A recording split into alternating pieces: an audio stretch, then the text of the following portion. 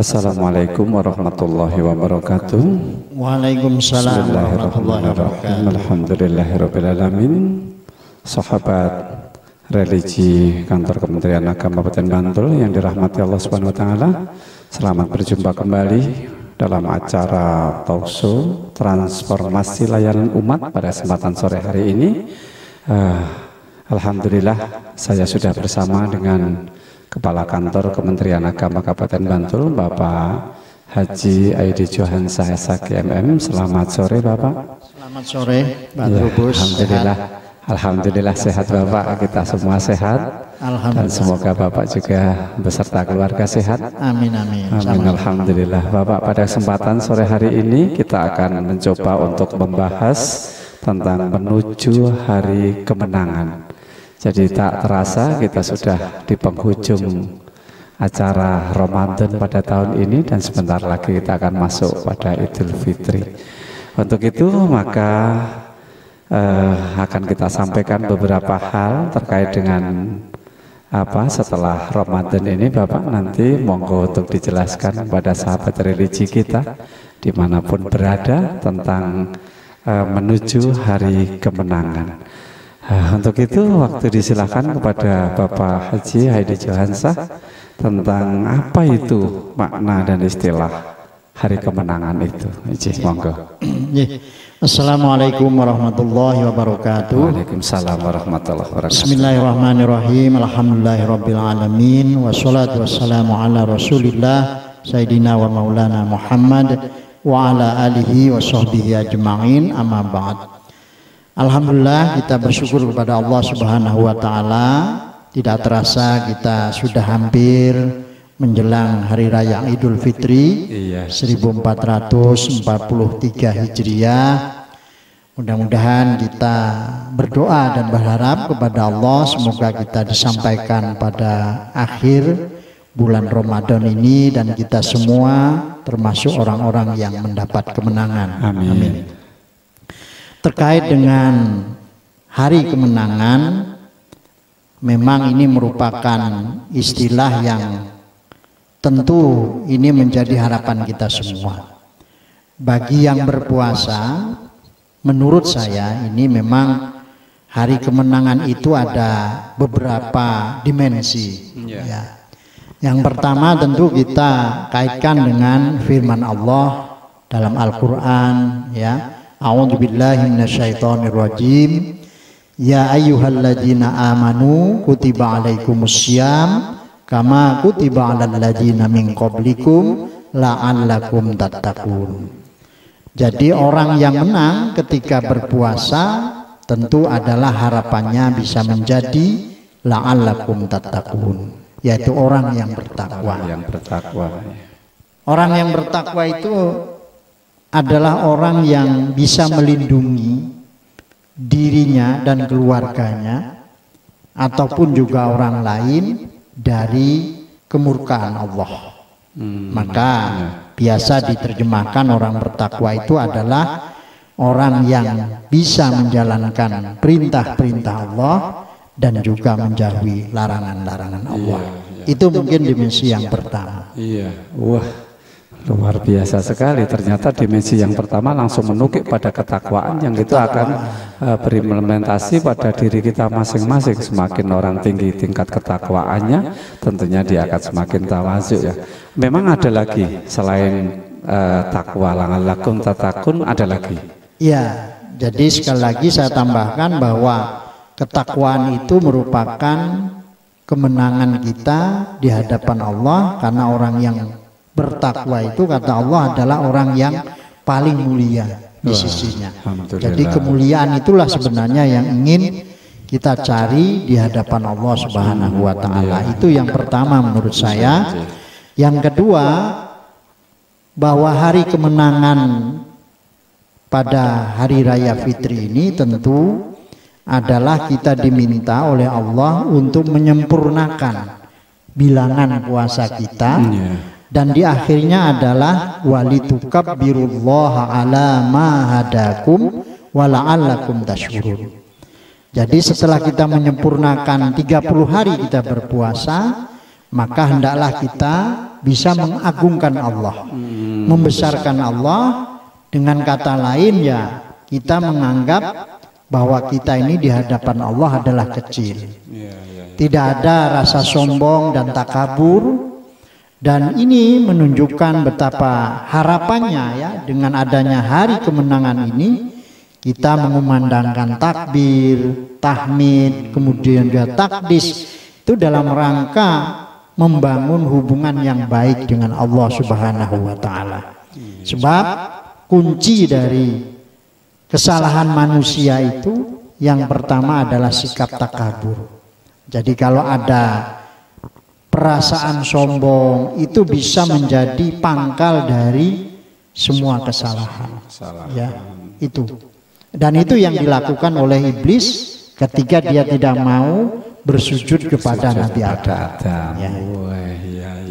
Jadi artinya kita mengumandangkan takbir itu salah satu dari bentuk kita untuk mengagungkan kebesaran Allah dan rasa syukur kita ya tentunya kita setelah menyelesaikan puasa di bulan Ramadan dan kita masuk pada hari kemenangan itu. Kira-kira begitu Bapak? Iya, sangat betul sekali. Jadi mengumandangkan takbir itu adalah salah satu cara kita untuk bersyukur kepada Allah Subhanahu wa taala bahwa kita sudah bisa mengalahkan hawa nafsu kita pada saat kita berpuasa.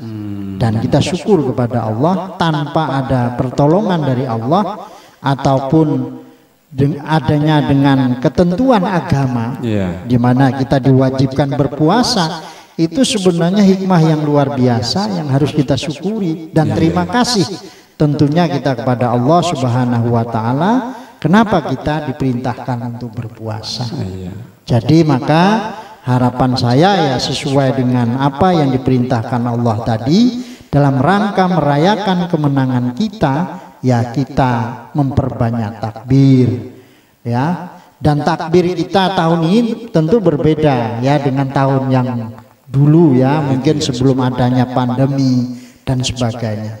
Karena sekarang ini Pak Trubus, jadi bahwa ketentuan untuk melaksanakan takbir ini sudah diatur sesuai dengan surat edaran Bapak Menteri Agama nomor 8 tahun 2022, di mana dilarang kita untuk melakukan takbir keliling, ya tidak boleh. Dibolehkan kita melaksanakan takbir pada tahun ini di masjid-masjid maupun di musola dan juga di rumah masing-masing. Jadi walaupun kita sudah diizinkan oleh pemerintah untuk beribadah, untuk melaksanakan takbiran, tapi tetap dibatasi dengan adanya surat edaran Menteri Agama tahun 2022, yaitu kita dianjurkan untuk takbiran di masjid, musola, dan juga di rumah masing-masing. Ya, jadi salah satu dari surat edaran Pak Menteri itu mengatur tentang sampai kepada proses takbiran itu ya, sampai pada proses takbiran. Jadi memang bebas tapi masih ada ketentuan-ketentuan yang harus kita laksanakan. Ya, Bapak, ini masih menarik sekali ini nanti ketika kita juga kita kaitkan dengan surat edaran Bapak Menteri Agama, tapi mohon maaf kita ikuti dulu yang satu ini dan setelah yang satu ini kita akan kembali lagi. Ya.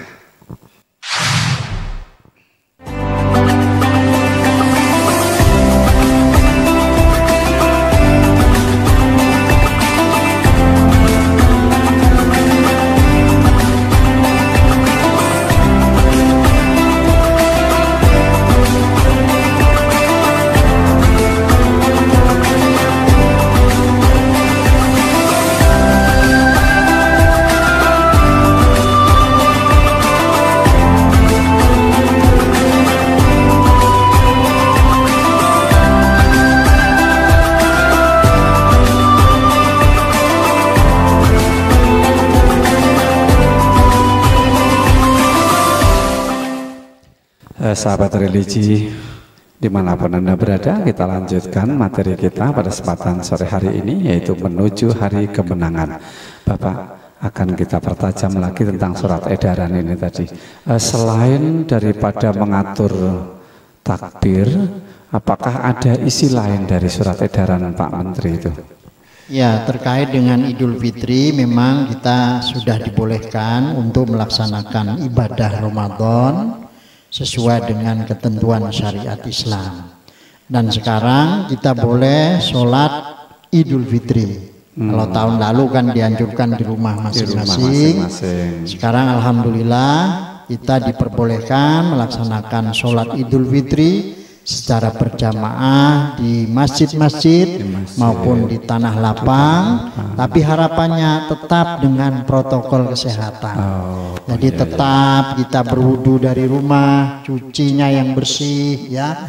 Kemudian juga tetap memakai masker, kemudian juga ya membawa sajadah masing-masing. Membawa sajadah masing-masing. Wah, kita di Masjid Agung Manunggal Bantul itu kita masih memakai jarak antara jamaah satu dengan yang lain. Nah, insya Allah ini termasuk salah satu dari apa yang dianjurkan Pak Menteri, masuk ya itu berarti ya? Masuk sekali. Ya, alhamdulillah di Masjid Agung masih sangat melaksanakan protokol kesehatan. Ya, terkait dengan pelaksanaan ibadah ini. Apalagi besok ini kan kita memang akan berkumpul dengan teman, dengan saudara yang mungkin 2 tahun tidak pernah pulang ya. Udah mengumpulkan uang untuk pulang tapi ternyata nggak boleh pulang. Nah, ini. Ya itu benar. Ya, terkait dengan itu juga, apakah sudah dibuka keran untuk boleh mengadakan acara syawalan atau open house begitu, gimana Bapak? Dalam surat edaran Menteri Agama ini memang kalau pejabat atau ASN tidak boleh melaksanakan open house ataupun halal bihalal. Namun bagi masyarakat diperbolehkan. Oh gitu. Ya, asalkan dengan tetap melaksanakan protokol kesehatan.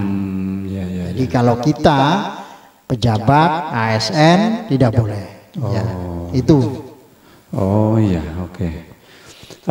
Kembali kepada takbir. Ini biasanya di masjid-masjid di kampung-kampung itu kadang takbir itu dari sore ya, setelah maghrib itu sampai pagi. Bagaimana Bapak ini terkait dengan surat edaran? Ya, sebenarnya kita memang dianjurkan untuk mengumandangkan takbir ya. Dalam surat edaran memang dibolehkan kita melaksanakan rangkaian ibadah itu sesuai dengan ketentuan syar'i, dengan syariat. Jadi mengumandangkan takbir itu memang dianjurkan ya. Ya, tidak hanya hari raya sebenarnya, tapi sebelum hari raya itu biasanya kan habis maghrib kita sudah bertakbir. Namun yang diatur oleh Bapak Menteri Agama di sini adalah bahwa dianjurkan kita melaksanakan takbiran itu di masjid, di musola maupun di rumah masing-masing. Tidak dianjurkan untuk mengadakan takbir keliling. Artinya juga pemakaian toa dan sebagainya itu tidak harus dari sore sampai pagi. Ya, itu sudah diatur dengan surat edaran Menteri Agama nomor 5 tentang ketentuan penggunaan toa di masjid dan musola. Di mana ya itu sudah diatur, yang boleh di suara keluar itu adalah suara azan dan juga bacaan Quran 10 menit sebelum pelaksanaan. Tapi kalau untuk takbiran, kemudian ceramah dan sebagainya ya dianjurkan untuk di lingkungan itu sendiri. Artinya menggunakan suara dalam. Dan insya Allah itu tidak akan mengganggu kiri kanan. Ya, jadi sahabat religi yang dirahmati Allah, jelas sekali tentang pemakaian pengeras suara besok pada takbir itu kita ada batasan-batasan yang harus kita ikuti bersama demi kenyamanan semuanya, begitu ya kira-kira. Bapak, untuk selanjutnya pada Idul Fitri yang akan datang itu, Idul Fitri itu juga dikatakan sebagai fitrah suci. Nah, ini bagaimana Bapak ini? Ya, ini dimensi lain bahwa kita akan meraih kemenangan jika kita bisa kembali kepada fitrah. Fitrah itu artinya kesucian. Jadi kalau menurut Bapak Quraisy Shihab itu manusia itu sebenarnya ya senang kepada yang namanya kesucian. Yeah. Jadi kesucian itu diantaranya adalah bahwa kita sebenarnya senang kepada kebaikan. Ya, semua orang hakikatnya senang. Tidak ada yang mungkin senang orangnya jahat, nggak mungkin. Ya. Senang pada kebenaran. Ya, semua orang pada hakikatnya fitrahnya adalah pada cinta akan kebenaran. Yeah. Kemudian juga cinta akan keindahan. Nah, jadi semua orang sebenarnya senang pada keindahan. Dan memang Allah itu maha indah. Jadi ketika orang itu kembali kepada fitrah, artinya dia kembali kepada Allah gitu. Karena Allah itu maha indah, maha baik, maha sempurna. Jadi kalau kita bisa kembali ke fitrah, Masya Allah ya, artinya kita meniru sifat-sifat Allah. Maka biasanya dengan adanya Idul Fitri itu ada tradisi kita, yaitu tradisi mudik. Iya, ya. Tradisi mudik. Mudik, kembali ke kampung, kembali ke asal. Itu sebenarnya ya menurut fitrahnya kita akan kembali kepada Allah. Ya, kembali kepada Allah. Gitu. Ya. Jadi ternyata mudik itu tidak diartikan saklek mudiknya dari Jakarta kota besar kembali ke Jawa, umpamanya ke Bantul umpamanya, tapi di balik itu ternyata ada makna lain. Ada makna yang luar biasa. Ada makna yang luar biasa. Itu sebenarnya maknanya Idul Fitri itu ya kembali ke fitrah. Jadi mengingatkan kita bahwa kita itu tidak selamanya hidup di dunia. Ya, kita akan kembali kepada Allah. Nah, bekal apa yang harus kita siapkan? Iya. Artinya secara duniawi dia mengumpulkan bekal untuk mudik itu, jadi sebetulnya secara ukhrawi ada pelajaran yang sangat luar biasa. Kita itu mengumpulkan bekal-bekal di dunia ini untuk kembali ke akhirat nanti, begitu kira-kira. Ya, itu secara hakikat begitu ya. Dan itu harapannya kita akan meraih kemenangan yang sejati jika kita bisa menjadi orang yang kembali suci. Ya, artinya kembali kepada fitrah ya, yang dulu mungkin tidak senang pada kebaikan, sekarang senang kepada kebaikan. Dulu kita mungkin kurang senang dengan orang yang benar misalnya. Sekarang ya harus bisa menjadi orang benar, orang yang senang pada keindahan. Dan itu biasanya Idul Fitri orang pada senang semua ya. Sangat senang. Sangat senang semua ya. Artinya hatinya senang, suasananya menyenangkan. Bahkan dilambangkan dengan baju baru. Ya. Karena baju yang lama sudah nggak indah lagi. Iya Bapak. Di samping itu Idul Fitri juga kebanyakan adalah orang pada silaturahim antara satu dengan yang lain. Apakah memang ini diajarkan begitu? Ya, sebenarnya hakikatnya memang kalau orang ingin kembali kepada Allah, dia harapannya kan bersih ya, suci. Fitrah itu kan suci. Nah, suci itu kalau menyangkut hubungan dengan Allah, mungkin dia bisa langsung istighfar, memohon ampun sama Allah, atau berbuat kebaikan ya. Tapi dengan manusia tidak bisa berhenti di situ. Hak Adam itu harus dengan minta maaf, saling memaafkan ya. Tanpa ada saling memaafkan itu kita masih punya hutang dengan manusia. Maka tradisi kita dengan saling memaafkan, Masya Allah, luar biasa ya ini. Ini satu makna yang luar biasa sekali. Tapi Bapak, untuk ini kita break sejenak untuk kita lanjutkan setelah yang satu ini.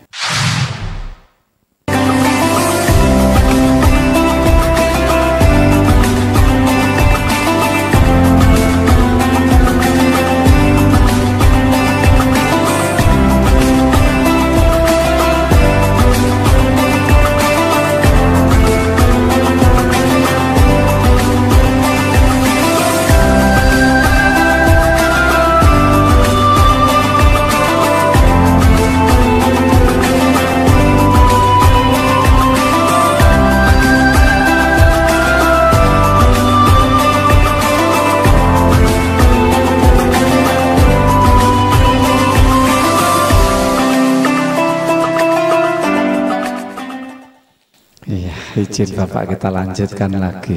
Jadi ini tadi sudah kita sudah ke fitrahnya ya. Memang orang yang setelah melakukan ibadah puasa, masuk pada Idul Fitri, memang hati kita, jiwa kita memang menjadi bersih begitu ya? Iya. Harapannya begitu. Iya. Jadi Allah mewajibkan kita berpuasa itu sebenarnya Allah itu maha kasih dan sayang kepada hambanya, maka kita dibekali oleh Allah dengan ajaran-ajaran, diantaranya adalah dengan ibadah puasa. Puasa itu pada hakikatnya kata Nabi adalah merupakan jihad yang paling besar. Kalau jihad perang itu disebut oleh Nabi kecil, tapi jihad yang akbar itu sebenarnya adalah jihad melawan nafsu sendiri. Melawan hawa nafsu sendiri. Makanya Allah itu luar biasa ingin menjadikan kita ini kembali ke fitrah, karena disebutkan dalam hadis kan, man shoma ramadhana imanan wahtisaban ghufira lahu ma taqaddama min dzambi. Dia akan diampuni dosa-dosanya seperti bayi yang baru lahir. Jadi luar biasa, dan alhamdulillah tentu kita bersyukur kepada Allah dengan adanya ibadah puasa ini. Tidak hanya mungkin ya, kalau di dalam hadis Nabi itu kan, andaikan kamu tahu, kata Nabi, kebaikan dari bulan Ramadan itu niscaya selama setahun itu semuanya Ramadan. Iya, iya. Andaikan tahu. Andaikan. Nah, saya pernah ketemu dengan seorang pedagang ya, pedagang tapi orang non muslim. Ketika hari raya ini dia merasakan berkahnya luar biasa. Jadi dagangannya laris, yang dulu sepi apalagi ketika pandemi ya, banyak yang bangkrut dan sebagainya. Tetapi ketika bulan Ramadan apalagi masuk ke lebaran ini, dagangannya laris. Dan dia ingin supaya setiap bulan itu lebaran. Lebaran terus. Ya. Itu saja orang non muslim ya? Itu non muslim. Itu non muslim, subhanallah. Gitu. Ya. Bapak di akhir Ramadan itu ada membayar zakat fitrah ya. Ah, itu tolong Bapak untuk dijelaskan. Ya. Jadi zakat fitrah ini adalah zakat yang merupakan kewajiban ya bagi seorang muslim. Setelah dia lahir, bahkan bayi yang masih kecil pun dia sudah punya kewajiban berzakat fitrah. Nah, dengan zakat fitrah ini pada intinya kita diajarkan oleh agama kita untuk mau berbagi. Tidak boleh kita punya harta dimakan sendiri. Ya, harta kita harus ditasarufkan kepada hak-hak orang lain yang memang hak mereka. Harapannya pada saat Idul Fitri semuanya merasa senang, merasa bahagia, merasa gembira, tidak ada orang yang meminta-minta. Maka kita diwajibkan untuk memberikan ya zakat fitrah, itu kewajiban. Sedangkan zakat malnya ya itu dianjurkan kita setelah mencapai nisab. Tapi kalau zakat fitrah tidak ada batasan nisab. Ya, ini kewajiban. Andi, kalau betul-betul tidak punya gimana untuk zakat fitrah itu? Ya, dia dizakati. Oh, dia malah akan mendapatkan. Dia akan dizakati. Jadi tidak perlu cari utangan untuk zakat dulu gitu ya? Itu. Sebab ada yang seperti itu karena malu tidak bisa zakat, maka dia cari utangan dulu untuk zakat. Itu tidak perlu ya? Tentu Allah tidak akan membebani orang di luar kesanggupannya. Iya, iya. Ya, tidak. Inji Bapak, terima kasih. Untuk selanjutnya apa? Kementerian Agama Kabupaten Bantul dalam hal ini untuk mempersiapkan Hari Raya Idul Fitri besok itu Bapak? Ya, harapan kita semoga umat Islam di Kabupaten Bantul bisa merayakan hari kemenangan ini dengan sebaik-baiknya, dan semoga kita semua kembali kepada fitrah, diampuni semua dosa kita, diterima amal ibadah kita semua. Itu mungkin Pak. Amin, amin. Terima kasih sekali Bapak, luar biasa pada kesempatan sore hari ini kita bersama dengan Bapak Kepala Kantor Kementerian Agama Kabupaten Bantul membahas tentang menuju hari kemenangan. Terima kasih apa yang telah disampaikan oleh Bapak, semoga ini bisa menjadikan pencerahan dan pedoman untuk kita semua dan sahabat religi Kantor Kementerian Agama Kabupaten Bantul. Demikian yang kita sampaikan pada kesempatan sore hari ini. Tidak lupa kami mengucapkan selamat untuk berbuka puasa. Semoga ibadah kita diterima Allah Subhanahu wa taala. Kita bisa menyelesaikan puasa dengan baik, dan pada tahun-tahun berikutnya kita bisa untuk menempuh bulan puasa dalam keadaan yang sehat. Amin. Terima kasih segala perhatiannya. Saya Trubus Tri Mulyadi mohon untuk undur diri. Assalamualaikum warahmatullahi wabarakatuh. Waalaikumsalam warahmatullahi wabarakatuh. Terima kasih Pak Trubus. Bapak.